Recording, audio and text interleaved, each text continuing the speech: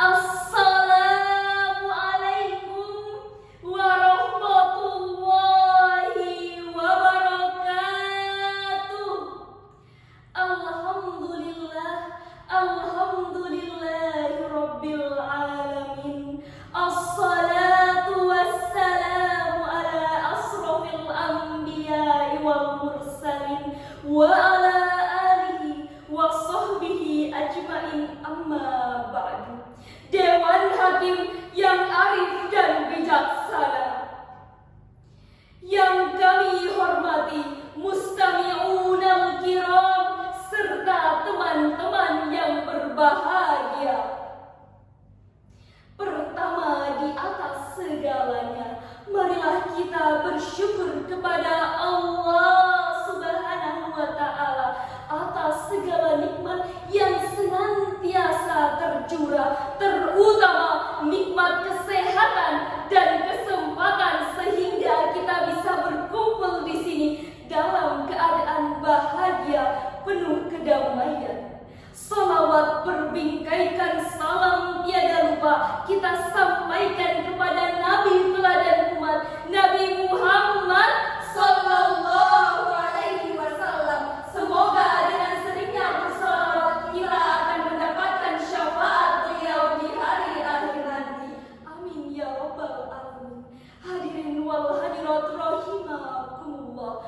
Marilah kita dengarkan lantunan ayat suci Al-Quran dalam Quran surah Al-Baqarah ayat 2. A'udzu billahi minasyaitonir rajim. Bismillahirrahmanirrahim.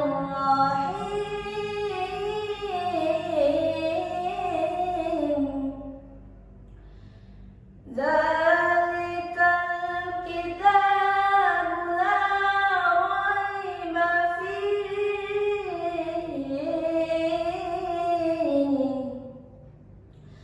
hudan lil muttaqin.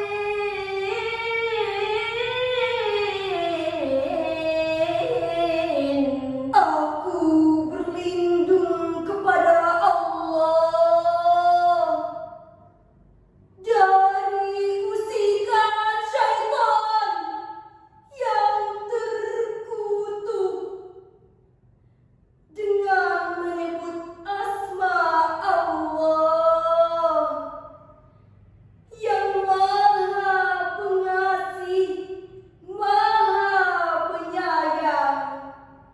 Kitab Al-Quran ini tidak ada keraguan padanya, petunjuk bagi orang-orang yang bertakwa. Ayat ini menerangkan bahwa Al-Quran tidak dapat diragukan karena Al-Quran ialah wahyu Allah Subhanahu wa Ta'ala yang diturunkan kepada Nabi terakhir dengan perantara Jibril alaihi salam, dan orang-orang yang berakal sehat tidak akan dihinggapi keraguan karena Al-Quran sangatlah jelas kebenarannya, dan Al-Quran juga menjadi petunjuk yang sempurna bagi orang-orang yang siap menerima kebenaran dengan bertakwa, yaitu mengikuti segala perintah Allah dan menjauhi segala larangannya agar terhindar dari siksa Allah. Meskipun Al-Quran diperuntukkan bagi seluruh umat manusia, hanya orang-orang yang bertakwa saja yang siap dan mampu mengambil manfaat darinya.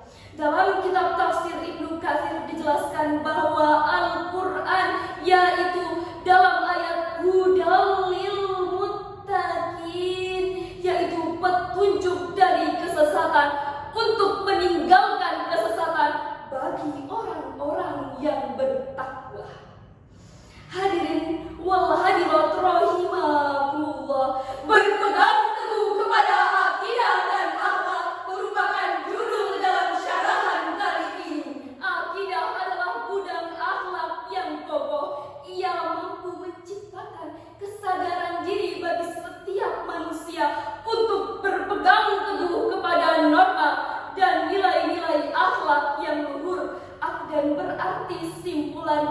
ikatan perjanjian yang kokoh. Setelah terbentuknya menjadi akidah yang berarti keyakinan, maka hadirin, akidah adalah dasar aktivitas dan pandangan hidup manusia.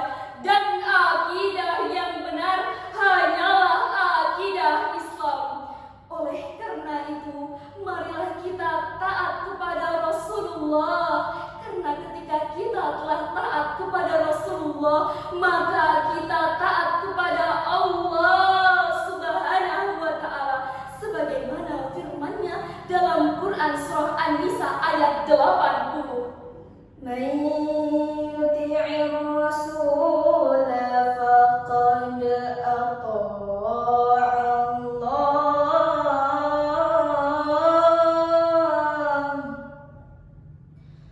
wa man tawalla fama arsalnaka 'alaihim hafidha. Barang siapa yang taat kepada Rasul itu, sesungguhnya ia telah taat kepada Allah.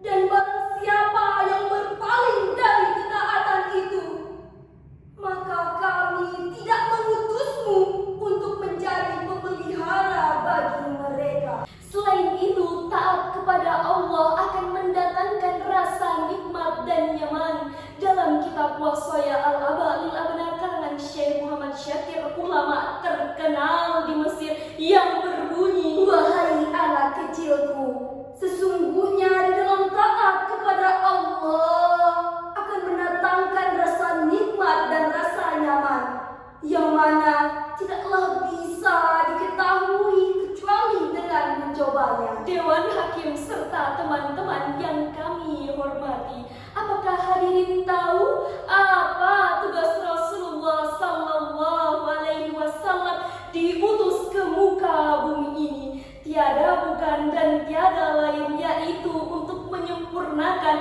akhlak manusia, sebagaimana hadis yang berbunyi, innama bu'istu litammima makarimal akhlak. Sesungguhnya aku diutus untuk menyempurnakan akhlak yang mulia. Hadis riwayat Ahmad nomor 8952 dan Al-Bukhari dalam Adabul Mufrad nomor 273, dinilai sahih oleh Al-Albani dalam Sahih Adabul Mufrad. Lalu mengapa hadirin Rasulullah sangat mementingkan akhlak bagi umatnya? Karena ternyata akhlak merupakan fondasi utama menuju perbaikan. Ingin Islam maju, maka yang dibenahi adalah akhlak manusianya terlebih dahulu. Ingin sebuah negara maju, maka yang diperbagus adalah akhlaknya terlebih dahulu. Mari kita dengarkan firman Allah Subhanahu wa Ta'ala dalam Quran surah Al-Qalam ayat 4. Wa innaka la'ala khuluqin 'azim.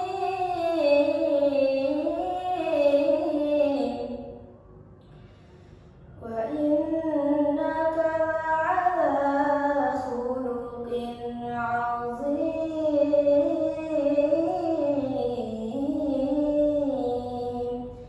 Shadaqallahul 'azim. Dan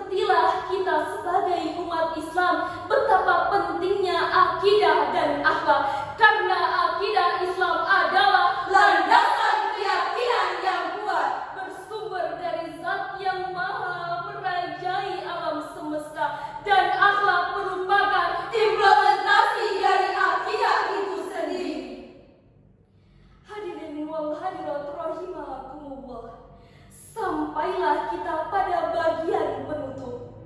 Sebagaimana tidak ada gading yang tidak retak, begitu pula apa yang kami sampaikan tidaklah luput dari kesalahan dan kekurangan.